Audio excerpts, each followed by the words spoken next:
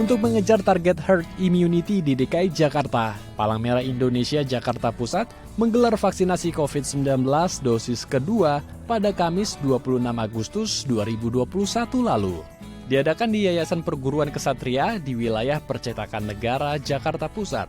Vaksinasi dosis kedua ini diprioritaskan bagi pelajar, orang tua siswa, dan warga yang berdomisili di wilayah Jakarta Pusat. Sentra vaksinasi dosis kedua ini juga terbuka bagi pelajar dan warga Jakarta yang tidak menerima dosis pertama di sentra ini maupun yang belum menerima vaksinasi. Wali Kota Jakarta Pusat Dani Sukma yang hadir dan meninjau kegiatan vaksinasi mengungkapkan sentra vaksinasi bagi pelajar dan orang tua murid seperti ini perlu diperluas untuk menekan penularan COVID-19 di DKI Jakarta. Ketika ini sudah dilakukan secara masif, tentu masyarakat akan merubah perilakunya gitu. Oh, ternyata orang lain semua sudah vaksin, maka saya juga ikut ambil bagian untuk divaksin. Makanya trennya selalu terjadi peningkatan terus dari hari ke hari. Jadi mudah-mudahan saja kesadaran tinggi dari kita semua untuk melakukan vaksinasi mudah-mudahan bisa mempercepat herd immunity di khususnya kita ya di DKI Jakarta. Selain mencapai target herd immunity, pemberian vaksin dosis kedua dari PMI Jakarta Pusat ini juga sebagai langkah untuk mempercepat program Mendikbud Nadiem Makarim dalam merealisasikan pembelajaran tatap muka pada bulan September mendatang. Untuk para pelajar, dan saya harapkan para orang tua juga masuk kemari. Karena sebentar lagi insya Allah itu akan tatap muka, saya dengar kan September. Dan malah saya ingin seluruh pelajar saya ini harus divaksin untuk persiapan tatap muka. Jadi alhamdulillah masyarakat katanya punya antusiasme. Kalau saya baca dari kemarin Menteri Kebudayaan, itu sekarang banyak ada 5 hal yang menyebabkan anak-anak seperti itu. Maka beliau meminta agar tatap muka diadakan. Dan Pak Wagub juga ada mengatakan akan dibuka bulan September.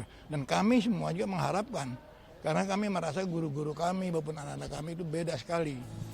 Sebelum melakukan vaksinasi, para calon penerima vaksin melakukan pendaftaran ulang untuk memastikan nama mereka telah terdaftar dan berasal dari wilayah Jakarta.